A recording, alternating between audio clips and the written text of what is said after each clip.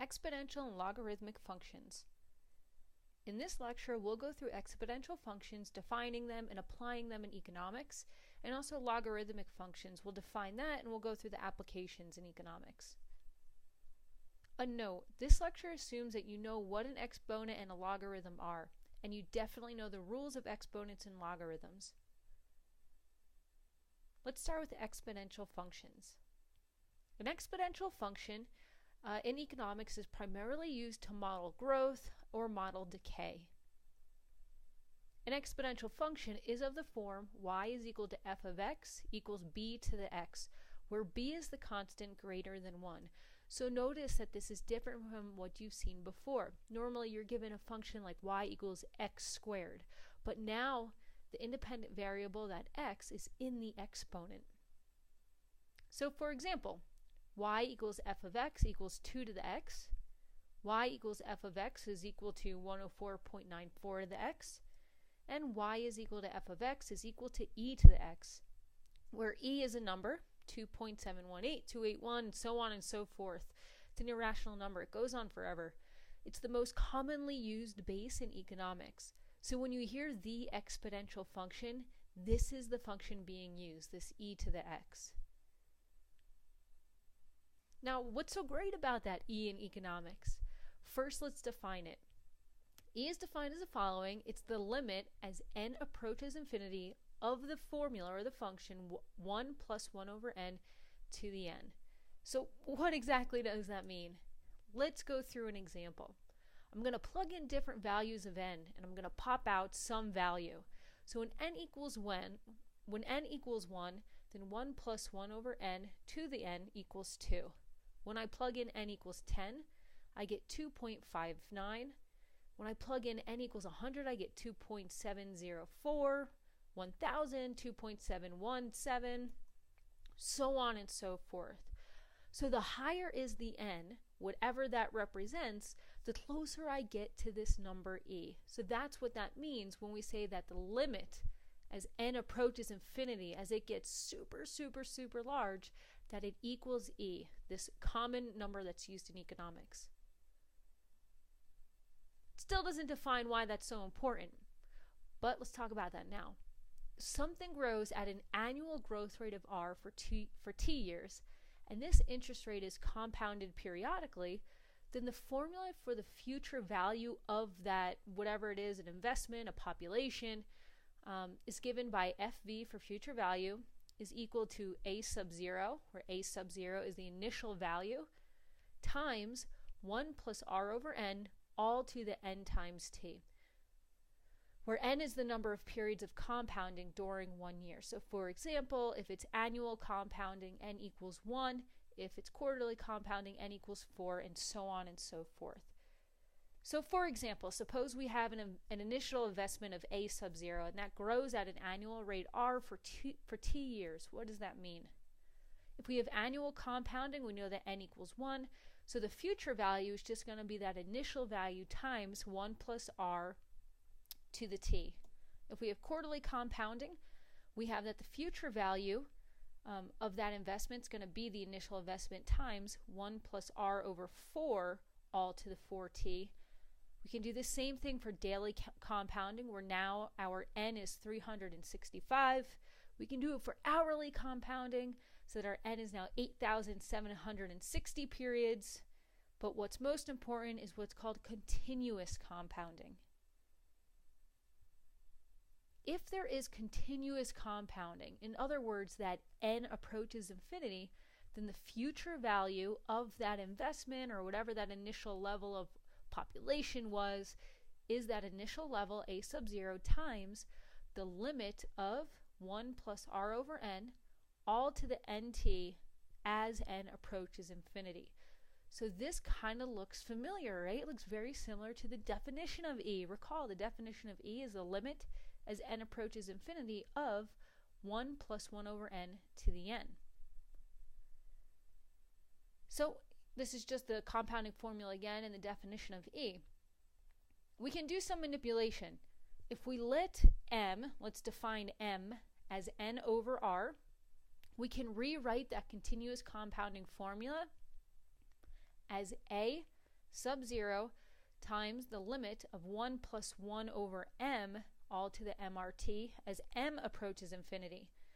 And we can do some algebraic manipulation, simplification, and what we end up getting is that when we have continuous compounding, in other words, when something is growing forever, or at a continuous rate, doesn't mean forever, just means at a continuous rate for some amount of time, t, that we can simplify that final value or future value as that initial value a sub 0 times e to the rt.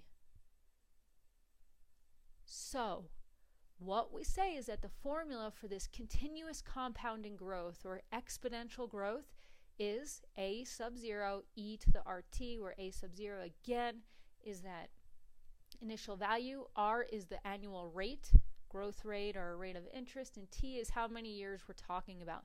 And we know the exponential growth function, when the rate is positive, when that r is positive, looks sort of like this upward sloping at an increasing rate curve. But we can also have continuous compounding decay. So the formula is very similar, except that the rate is a negative number. So we have that the final value, or the value at time t of this initial investment or population level, whatever it is equal to a sub 0 times e to the negative rt. And so we can also graph a typical exponential decay function, which is downward sloping. It's decreasing at an increasing rate. So let's go through some applications in economics. GDP growth. Suppose the continuous annual growth rate for the United States is forecasted to be 1.7%. If current GDP is $16 trillion, what is the forecasted value of GDP in 10 years? So we're talking about something that's a continuous rate. We've got an initial level of something, $16 trillion. So let's use our exponential function, growth function. So we're going to have that GDP at time t is going to equal GDP today times e to the rt. So I'm going to plug in what I know. I know that t is equal to 10. I know that the initial level of GDP is 16 trillion. And I know that the interest rate that's continuously compounding is 1.7% or 0.017. So I plug in what I know and I come out with the GDP in 10 years based on this data is going to be $18.96 trillion. Or if the US grows continuously at an annual rate of 1.7%, then the forecasted value of GDP in 10 years will be $18.96 trillion. So quiz yourself.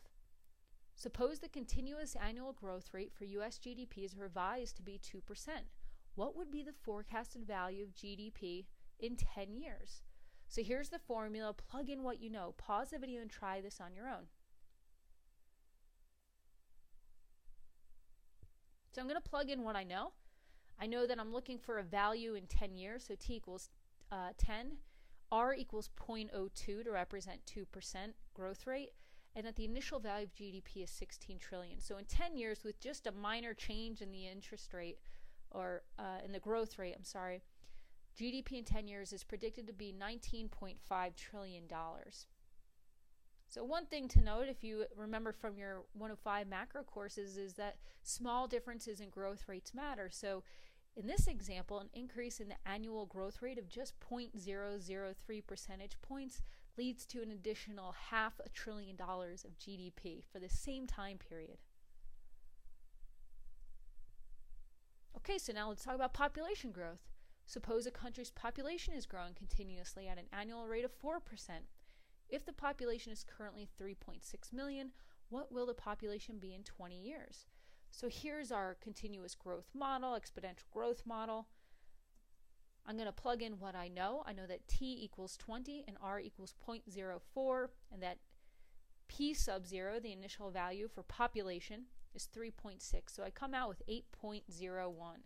So if this country grows continuously at an annual rate of 4%, then its population is expected to be around 8 million in 20 years. Let's do another quiz yourself. Practice makes perfect. Suppose a country's population is falling continuously at an annual rate of 1%. In other words, the growth rate is negative 1%. If the population is currently 4.2 million, What will the population be in 30 years? So to start you off, here's the formula to use. Take a moment, try to figure this one on your own. Pause the video. Okay, so I'm going to plug in the values that I know. I know that t is equal to 30, and I know that the rate is negative 0.01. This is a decay model. And that the initial population is 4.2. I plug in what I know, and I come out with 3.1. So if this country grows continuously at an annual rate of negative 1%, or we could say if this country falls continuously at an annual rate of 1%, then its population is expected to fall to 3.1 million in 30 years. And let's do a final example with natural resources. Suppose that over-harvesting of fish in a lake results in an annual continuous rate of decline of 6%. And just to be a little bit more realistic, let's suppose that this rate includes the over-harvesting plus the natural rate of growth of fish population. So you can think of that 6% as a net decline. Now, if there were initially 500,000 fish in the lake, what will be the population at the end of 10 years? Here's the formula that we're going to use. I'm going to plug in what I know. I know that t equals 10, r equals negative 0.06, and the initial value of the population is 500,000 fish. So at the end of 10 years, we're almost at halfway point. We're almost at a halfway point. We've got 274.4 thousand fish left from over-harvesting. And just as an aside, if you're wondering, limits to growth. We're talking about growth models, we're talking about decay models. But, we know that resources are finite. So this means that some things just don't grow indefinitely. There's got to be a limit. So to address these limits of growth, economists can use what's called a logistic growth model. And this is the formula for it. So the value, if you want to consider population, so the value of population at time t is going to be equal to k divided by this big formula where the exponential function is a part of it. And k is considered the limit or the carrying capacity of whatever system we're talking about. So just as an aside, what this looks like when we're looking at logistic growth models, that if you look at the graph, we start at some initial value, a sub 0, and it begins to increase. It looks like an exponential function, right? It looks like an exponential function in the blue, increasing at an increasing rate. But eventually, it's going to slow down. And it's going to slow down until it reaches its limit and cannot go above its limit. Natural logarithmic functions. So, what you ought to be able to do with logarithms is to solve exponential functions, transform nonlinear equations to linear equations, and transform data to visualize it better. These are the three things that we're going to learn about for this class. But first, let me just define what a general logarithm is. So let's start with that exponential function. We're familiar with those. Y equals b to the x, where b is a constant greater than 1. What if we know the values of y and b, but we don't know what the value of x is? So for example, maybe we're given 100 equals 10 to the x, 27 equals 3 to the x. We can rewrite the exponential functions that were given in terms of logs to solve this problem. So if the exponential function is of the form y equals b to the x, where x is the exponent and b is that base, then we can rewrite this as x equals the log base b y. We're saying the same thing. The top one asks us what output y will be given if we plug in some base and some exponent. The bottom one, the log transformation, is asking us what exponent do we need to raise a given base to in order to get a given output. So one way to think about this is that a logarithm is really just the exponent. It's the power, that x, that the base b needs to be raised to in order to produce y. So I think that the best way to go about this is to think about what is in logarithmic form, interpret that, and write it in exponential form. Because logarithms and exponents are just inverses of each other. So let's start with this first one. Suppose you're given x equals log base 2 8. The interpretation in exponential form of that is the following. 8 is equal to base 2 raised to the x. In other words, 8 equals 2 to the x. Simple, right? Suppose we have x is equal to log base 3, 27. That means that 27 is equal to base 3 raised to the x. So 27 equals 3 to the x. What if we have x equals log base 3, 86? This means 86 is equal to base 3 raised to the x, or 86 equals 3 to the x.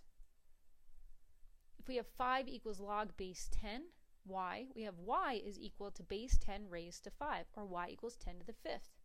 And finally, if we have r times t, which equals log to the e, y, or log base e, y, we have y is equal to base e raised to rt. Or, in other words, y equals e to the rt. Now, you've probably come across the common logarithm in your high school courses. Common logarithm has base 10, and it's written as x equals log base 10y, or more generally, just x equals log y. So normally when you see just that log without a base written down there, without that subscript, it means that we're talking about base 10. We also use the natural logarithm. This has base e, and it's written formally as x equals log base ey, but you'll often see it in x equals lny. We use ln to represent natural logarithm. Now, our focus is going to be on the natural logarithm. And what's so great about the natural log in economics? Well, we already know that the number e is used for continuous growth and decay models. And since exponential functions and logarithms are just inverses of each other, they're two different sides of the same coin, it's natural to use the natural log.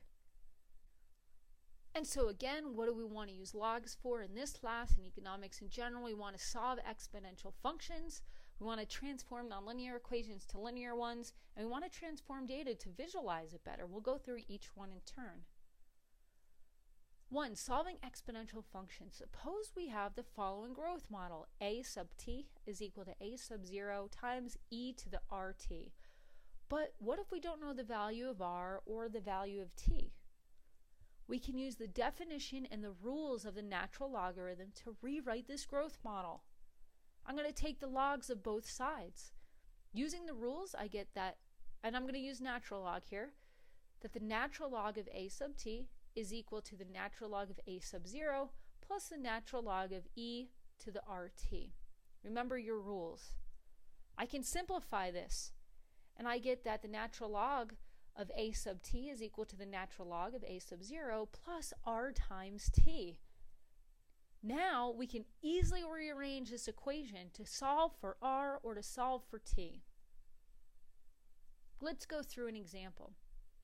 This should sound familiar. The continuous annual growth rate for the U.S. is forecasted to be 1.7%. If current GDP is 16 trillion, how many years will it take for GDP to reach 18.96 trillion? So here's that growth formula. I'm going to plug in what I know. What I don't know this time is t. I'm trying to figure out that number of years. So I'm going to have to use the rules of logs to simplify this expression. I'm going to take the logs of both sides. I'm going to simplify. Remember that the natural log of e to something is just equal to that something. So in other words, the natural log of e to the 0.017 times t is just equal to 0.017 times t. So I can rearrange and I can solve for t. And I get t is equal to 9.985.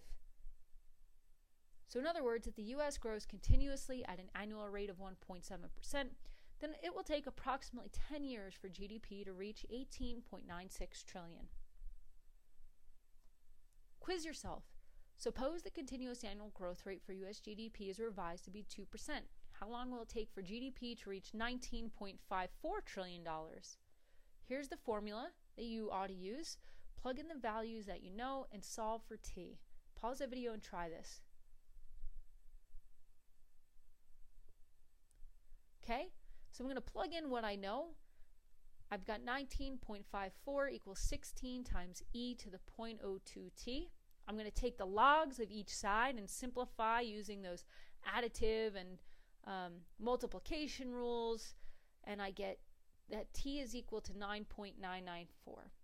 So in other words, if the US grows continuously at an annual rate of 2%, then it will take approximately 10 years for GDP to reach 19.54 trillion. Let's do another population growth one. Suppose a country's population is currently at 3.6 million. What would the rate of growth have to be for the country to reach 8 million in 20 years? So this time, I'm going to plug in what I know. The thing that I'm trying to solve for is r, is that rate of growth. I'm still going to go through the same process. I'm going to take the logs of each side and simplify, and I'm going to solve for r. And I get that r equals 0.0399 or 3.9%. So if this country grows continuously at an annual rate of approximately 4%, then its population is expected to reach 8 million in 20 years. Quiz yourself. Suppose a country's population is falling continuously at an annual rate of 1%. In other words, the rate is negative 1%. If the population is currently 4.2 million, how many years will it take for the country to reach 1 million? So here's the growth or decay hint formula that you're going to use.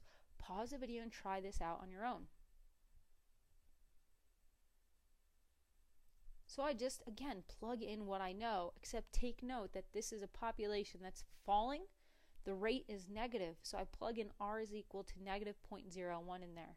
And I need to solve for t. I solve for t by first taking the logs of each side and simplifying using my rules of logs. I rearrange, I solve for t, and I get 143.5. Oh, sorry.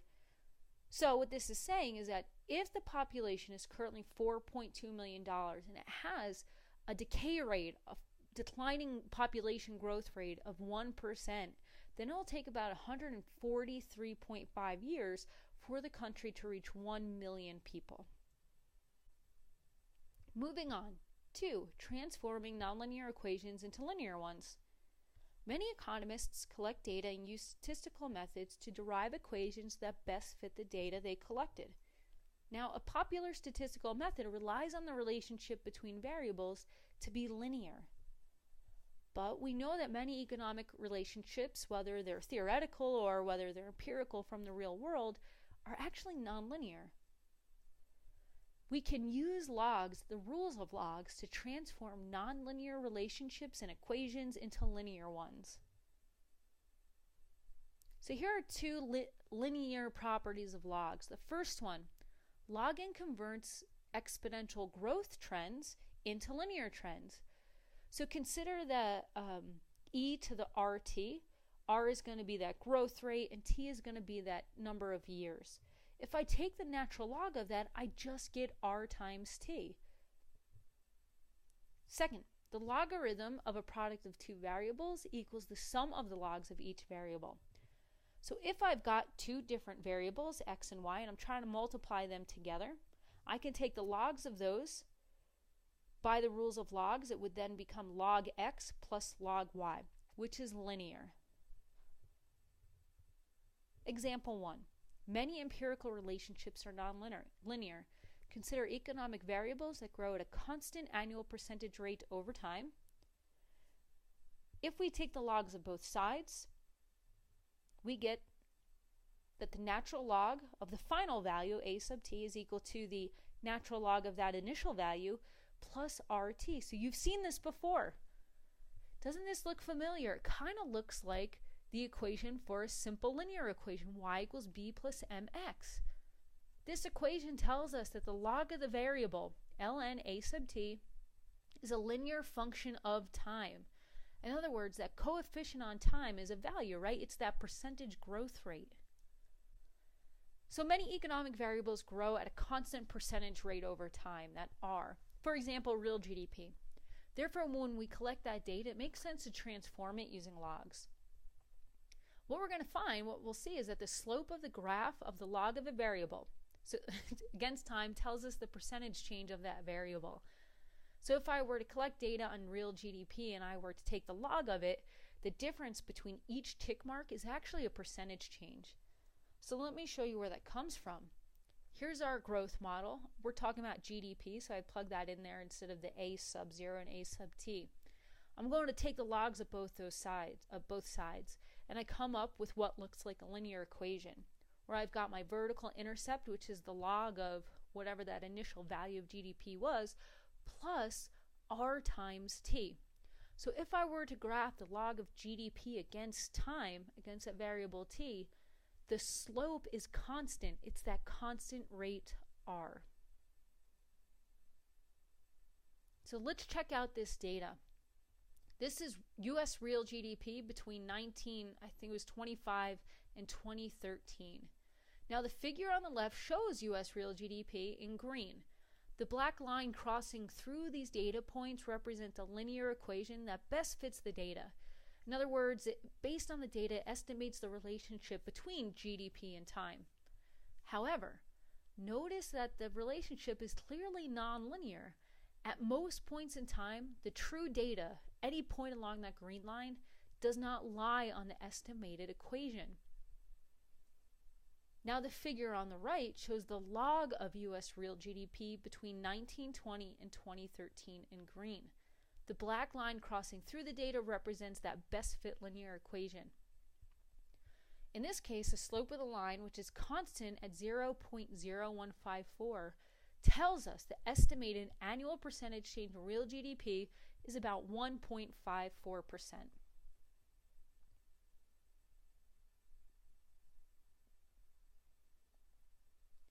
2. Transforming nonlinear equations into linear ones. Again, many theoretical relationships are nonlinear. Many econometric models transform nonlinear relationships into linear ones before estimating. So let's consider this general exponential multivariate function. So I've got some variable y, and it depends on x and z. Specifically, y is equal to x to the a, z to the b. I can take the logs of both sides. Using the rules of logs, I get ln, the log of y, is equal to a times the log of x plus b times the log of z. So now what I've done just by taking the logs of both sides is I've transformed this nonlinear equation into a linear one.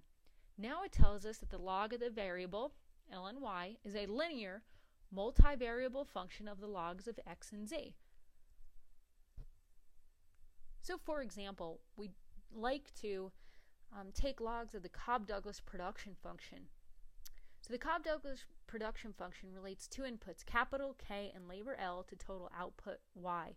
It's generally written as Y is equal to K to the alpha times L to the 1 minus alpha, where alpha is some constant representing marginal productivity of each input.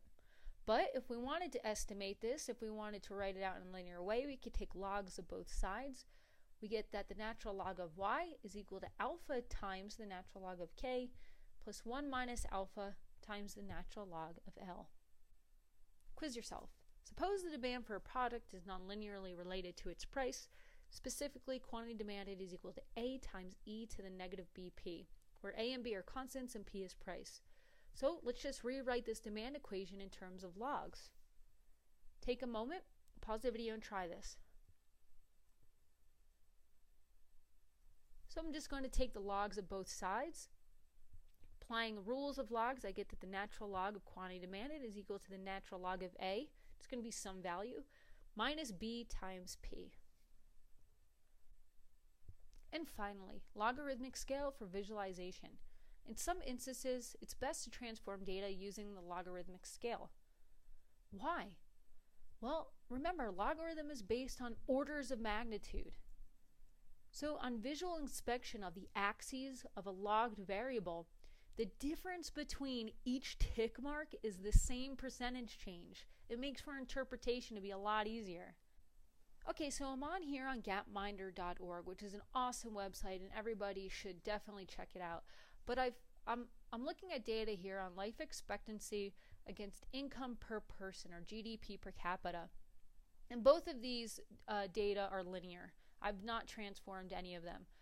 So sometimes when we look at data and we want to visualize it, what ends up happening is either that the data numbers are really, really small, or they're really, really large, Or a lot of the times what happens is we have this big variation in data. So in this example, check out income per person. We've got a minimum here of Sierra Leone with $45 per person, or I'm sorry, $1,073 per person, and Qatar with $91,500. So that's a huge variation in income. Now, I can transform this income scale, and in this case, it's really simple. I just click log, and look what happens. I reset the scale. The data becomes visually easier to understand, to read, and to interpret. Now, this log is log base 10. It's the common log.